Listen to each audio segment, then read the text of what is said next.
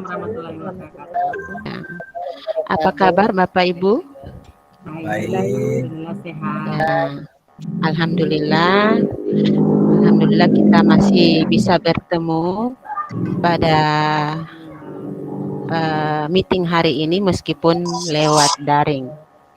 Oke, insya Allah pada pemberian materi ini bisa diberikan kelancaran, ya.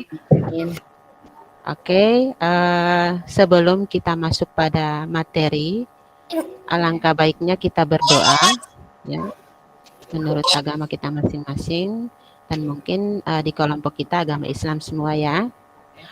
Oke, untuk memulai doa, saya minta kesiapan Bapak Abdurrahman untuk memimpin doa hari ini. Ya, disilahkan. Baik, bismillahirrahmanirrahim. Assalamualaikum warahmatullahi wabarakatuh. Waalaikumsalam warahmatullahi wabarakatuh.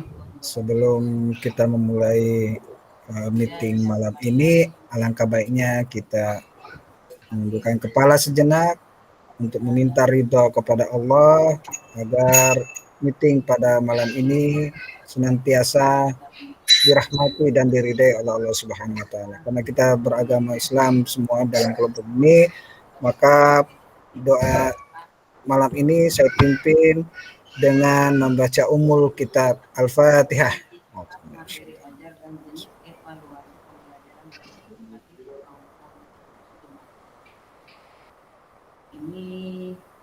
Amin.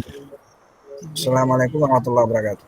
Waalaikumsalam warahmatullahi wabarakatuh. Terima kasih Bapak Abdurrahman. Ya, oke.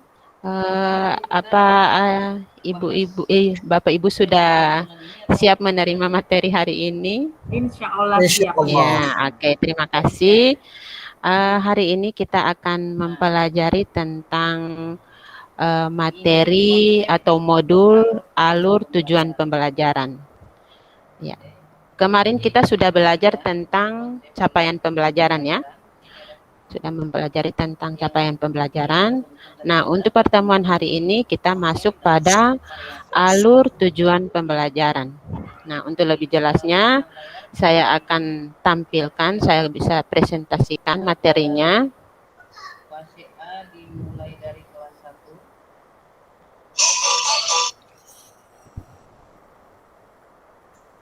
Kemudian berakhir di kelas 2. Ya, ini ada modulnya atau materinya ini tentang alur tujuan pembelajaran. Oke, di sini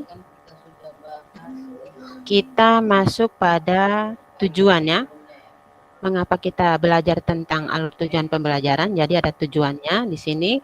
Di akhir sesi ini, peserta mampu menjelaskan konsep, komponen, prinsip, dan prosedur penyusunan alur tujuan pembelajaran. Nah, alangkah baiknya kita lihat di sini.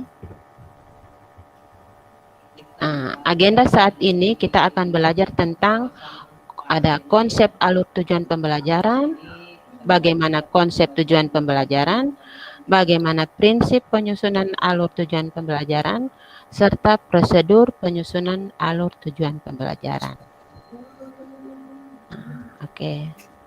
Kemudian, dari pembelajaran sebelumnya, apa yang menjadi pengertian dari istilah di bawah ini? Nah, seperti tadi saya sudah jelaskan, bahwa sebelum masuk pada alur tujuan pembelajaran, kita harus lalui dulu capaian pembelajaran. Nah, kemarin kita sudah menerima materi tentang capaian pembelajaran. Ada yang bisa memberikan pengertian tentang capaian pembelajaran? Ya. Untuk capaian pembelajaran, dilihat dari istilahnya ini ya, dari pembelajaran sebenarnya apa? Oke, pembelajaran. Capaian pembelajaran yaitu di mana siswa kita melihat capaian pembelajaran yang diberikan dari guru ke siswa, atau juga kita dapat melihat kompetensi-kompetensi apa yang terdapat pada siswa. atau kompetensi apa yang dicapai siswa dalam proses pembelajaran di suatu kelas. Iya. Iya, ya terima kasih Bu Secara Foni. singkat saja. Oke. Jika ada yang menambahkan silahkan. Iya, terima kasih Bu Foni. Mungkin ada yang bisa menambahkan? Oke. Kalau tidak ada, kita bisa lihat langsung ini di sini apa sebenarnya itu capaian pembelajaran. Nah, seperti yang sudah dijelaskan oleh Ibu Foni, bahwa capaian pembelajaran di sini ada kompetensi yang diharapkan dapat dicapai oleh siswa di akhir fase. Nah, ini kalau capaian pembelajaran itu bisa disingkat dengan CP.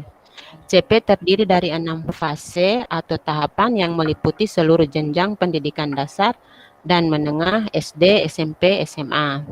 Sementara kita di sini untuk SMP itu kita pakai fase D. Jadi dia sudah dituliskan di sini bahwa untuk SMP kita pakai fase D. Nih. Sementara itu capaian pembelajarannya itu sudah ditentukan ya, sudah ditentukan oleh pemerintah. Jadi sudah ada di sini. Nanti kemarin kita sudah belajar tentang capaian pembelajaran. Nah, jadi tadi sudah dijelaskan. Nah, kemudian di sini kita masuk pada alur pembelajaran. Alur pembelajaran adalah rangkaian tujuan. Jadi sesudah kita melakukan capaian pembelajaran, kita masuk pada alur pembelajaran. Ya, ini di sini ada pengertiannya. Alur pembelajaran adalah rangkaian tujuan pembelajaran yang tersusun secara sistematis dan logis di dalam fase secara utuh dan menurut urutan pembelajaran sejak awal hingga akhir suatu fase. Alur ini disusun secara linear sebagaimana urutan kegiatan pembelajaran yang dilakukan dari hari ke hari untuk mengukur CP. Oke. Kemudian kita masuk pada ini ada skenarionya capaian pembelajaran. Alur pembelajaran disusun menjadi rangkaian tujuan pembelajaran. Jadi kita alur pembelajaran disusun untuk menjadi rangkaian tujuan pembelajaran sejak awal hingga akhir setiap fase dari suatu capaian pembelajaran. Nih. Nah, kemudian di sini ada catatan penting ya untuk penyusunan alur tujuan pembelajaran. Guru berhak untuk menyusun alur pembelajaran masing-masing yang terdiri dari rangkaian tujuan pembelajaran. Ini seperti tadi sudah dikatakan, pemerintah menyediakan beberapa set alur untuk digunakan sebagai contoh pengembangan kurikulum yang siap digunakan satuan pendidikan dan panduan untuk penyusunan perangkat ajar. Oke, sebelum ini mungkin ada yang ditanyakan? Bu Yilman. Ya, Pak Abdurrahman. Ada sedikit yang saya tanyakan ini Iya. dalam hal alur tujuan pembelajaran. Nah, sebelum kita membuat alur tujuan pembelajaran ini, yang manakah terlebih dahulu yang ingin dibuat, dirancang? Apakah penyusunan alur tujuan pembelajaran dulu kah atau capaian pembelajaran? Karena kalau melihat di sini saya lihat dia capaian pembelajarannya dulu, dia baru penyusunan. Iya. Tidak terbalik gimana itu? Ya. Terima kasih Pak Abdurrahman. Mungkin ada yang teman-teman lain menanggapi apa yang ditanyakan oleh Pak Abdurrahman. Oke. Ini sesuai yang ada di sini.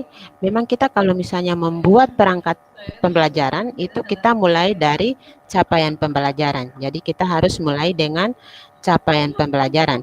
Nanti langkah yang kedua kita menggunakan penyusunan alur dan tujuan pembelajaran. Jadi pada awal itu, ini tidak terbalik ya, kita tetap mulai dari capaian pembelajaran. Seperti itu Pak Abdurrahman. Nanti kalau sesudah capaian pembelajaran, kita masuk pada penyusunan alur dan tujuan pembelajaran. Jadi apa yang yang ingin dicapai baru dibuat penyusunan alur ya. Iya, itu. Oh, iya. Masuk. Oke. Oh, Ya, alur terima itu kasih. Ya, sekarang ya kita pindah pada konsep tujuan pembelajaran. Nah, ini yang utama ya. Pada saat kita membuat tujuan pembelajaran, kita harus memahami 3 aspek ini. Jadi yang pertama kompetensi, yang kedua konten, yang ketiga variasi. Jadi kita kalau membuat tujuan pembelajaran harus ada ini, kompetensinya apa, kontennya itu apa, variasinya itu apa. Nah, di sini sudah dijelaskan. Ini kompetensi adalah kemampuan yang dapat didemonstrasikan oleh siswa atau diaktualisasikan dalam bentuk produk atau kinerja yang menunjukkan siswa telah berhasil mencapai tujuan pembelajaran. Nah, pada saat kompetensi ini yang kita gunakan itu kata kerja operasional. Ini seperti di sini ada contoh untuk pelajaran IPA mungkin ini. Di sini contohnya peserta didik dapat menyajikan solusi untuk menangani perubahan kondisi alam di permukaan bumi akibat faktor manusia. Nah, kalau untuk di bahasa Inggris mungkin kata kerja operasional apa yang biasa kita gunakan? Mengidentifikasi. Ya, mengidentifikasi. Oke. Apalagi Pak yang biasa kata kerja operasional ya? Mendeskripsikan. Iya, mendeskripsikan. Kalau mendeskripsikan biasa mendemonstrasikan. Ya, jadi itu kata kerja yang kita gunakan pada mata pelajaran kita ya, bahasa Inggris. Ya, artinya itu sudah mewakilkan dari beberapa teks. Ya? Iya, oke, terima kasih Bu Foni. Jadi kita harus mengacu pada taksonomi Bloom. Nah, kemudian konten. Konten yaitu ilmu pengetahuan inti atau konsep utama yang diperoleh siswa melalui pemahaman selama proses pembelajaran di akhir 1 unit pembelajaran. Jadi ini kalau konten itu dia biasa juga disebut dengan materi ya, materi ajar. Nah, kemudian masuk pada variasi. Kalau variasi adalah sebuah keterampilan berpikir apa saja yang perlu dikuasai siswa untuk dapat mencapai tujuan pembelajaran. Sini penggunaannya itu keterampilan berpikir kreatif, kritis, dan tingkat tinggi. Seperti mengevaluasi, menganalisis, memprediksi, menciptakan, ya, dan lain sebagainya. Kalau kita penggunaan keterampilan, kalau dalam bahasa Inggris itu kita menggunakan kata-kata seperti apa kalau untuk kata-kata kreatif yang kritis dan tingkat tinggi? Untuk keterampilan ya? Iya, kalau untuk keterampilan. Menyusun bisa nggak Bu? Iya, menyusun ya. Ya, menyusun jumble word ya. Itu seperti itu. Kalimat dia sudah ya menggunakan keterampilan berpikir kritis ya. Misalnya kita menyusun satu paragraf ya. Jadi kita memang perlu ya berpikir kreatif dan kritis di situ. Jadi menyusun ya, Ya, mungkin itu salah satu contoh kalau dalam bahasa Inggris. Oke, sudah jelas. Jadi kita untuk menyusun tujuan pembelajaran itu dapat memuat 3 aspek. Jadi harus ada kompetensinya, harus ada konten, dan harus ada variasi. Oke. Ya, sudah jelas Bapak Ibu? Oke, sekarang kita pindah pada prinsip penyusunan alur tujuan pembelajaran. Prinsip penyusunan ini ada 7 ya. Ini Bapak Ibu sudah bisa lihat. Jadi pada saat kita menyusun alur tujuan pembelajaran harus bisa tahu 7 prinsip yang kita gunakan. Oke. Kemudian ini di sini prinsip penyusunan alur tujuan pembelajaran, hal yang perlu diingat. Jadi kalau misalnya kita 7 prinsip itu yang harus diingat itu ini ada di sini. Perumusan dan penyusunan alur dan tujuan pembelajaran berfungsi mengarahkan guru dalam merencanakan, mengimplementasi dan mengevaluasi pembelajaran secara keseluruhan sehingga capaian pembelajaran diperoleh secara sistematis, konsisten, terarah, dan terukur. Jadi ini harus yang perlu diingat ya pada saat menyusun alur tujuan pembelajaran. Jadi dia harus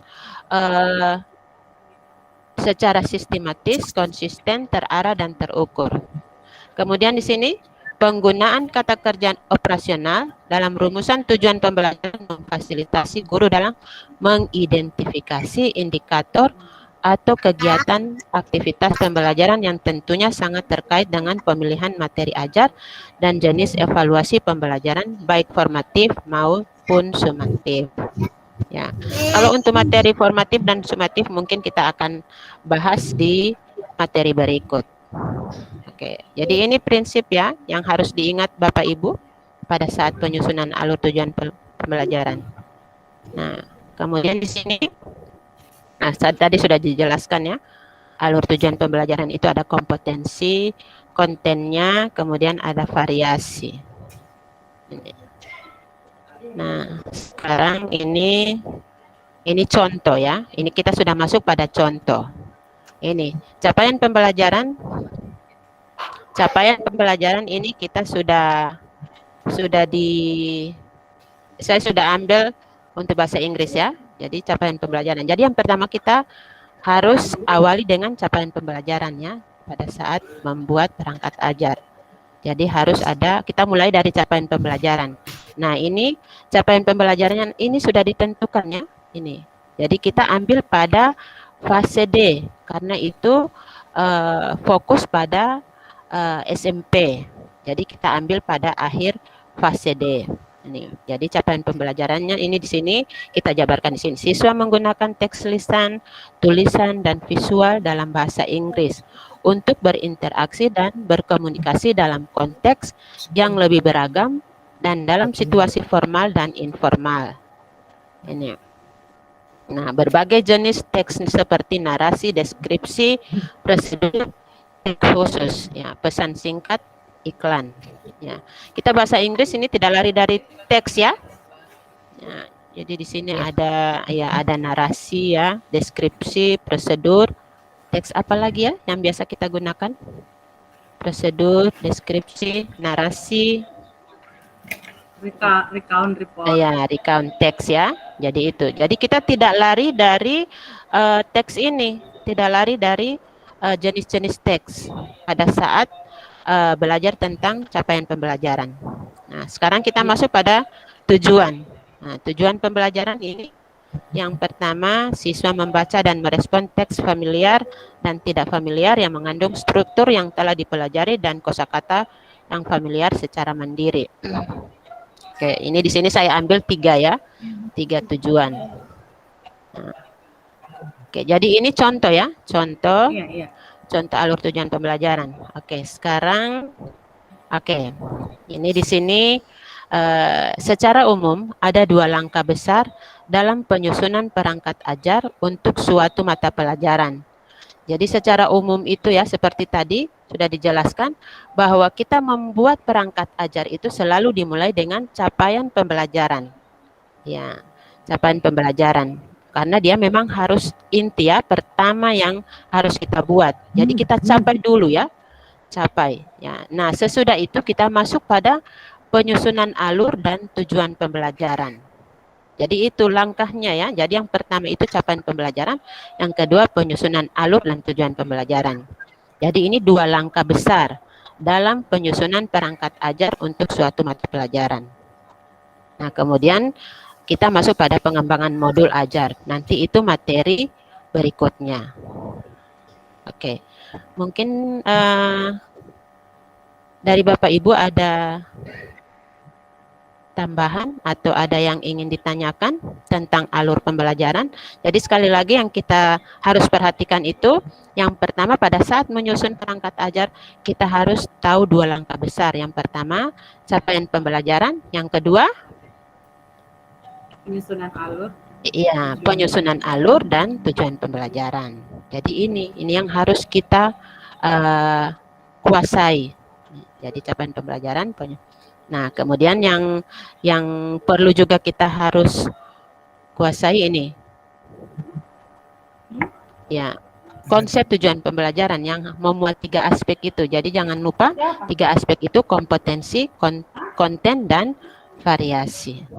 Oke, jadi intinya pada saat membuat tujuan pembelajaran kita harus mengetahui kompetensinya, kontennya, dan variasinya. Oke, sudah jelas Bapak Ibu? Iya. Jadi ini yang jadi tolak ukur Bu ya. Iya. Ya, jadi itu yang ini. Ya, konsep pada saat kita membuat tujuan pembelajaran itu, ini konsepnya ini harus kita tahu: kompetensi, konten, dan variasi. Oke. Ada lagi? Kemudian di sini. Jadi kita kalau pada saat menyusun perangkat ajar itu harus tahu yang pertama itu diawali dengan capaian pembelajaran. Nah, sesudah itu kita masuk pada ATP atau alur tujuan pembelajaran. Jelas Bapak Ibu? Iya. Oke. Kalau misalnya ada yang belum Tunggu dulu Kak Yul. Ya. Begini. Ya. Ini pertanyaan orang awam, tapi saya harus bertanya Kakak. Begini. Iya. Ini kan nanti ini semua yang ada dalam proses ini kita tuangkan dalam silabus RPP. Dalam RPP Pembelajaran. Iya. Iya. Ya, kalau untuk istilahnya sekarang bukan lagi RPP ya, tapi ini sudah modul ajar. Nanti materinya kita akan terima pada sesi berikutnya. Jadi kita bukan lagi RPP, tapi sudah diganti dengan modul ajar. Untuk program sekolah penggerak. Iya. Tapi untuk materi ini nanti diberikan pada sesi berikut. Ya, oke. Sudah jelas? Iya. Ya, oke.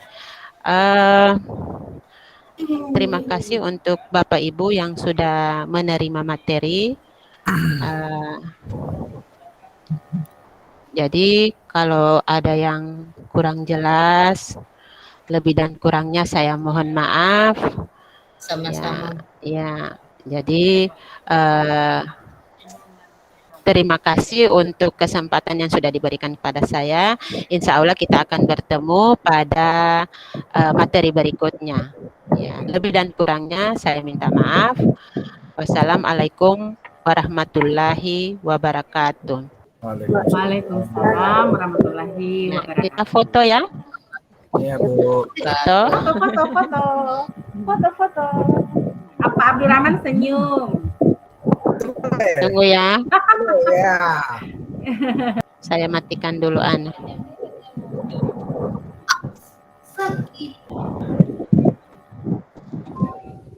Ya.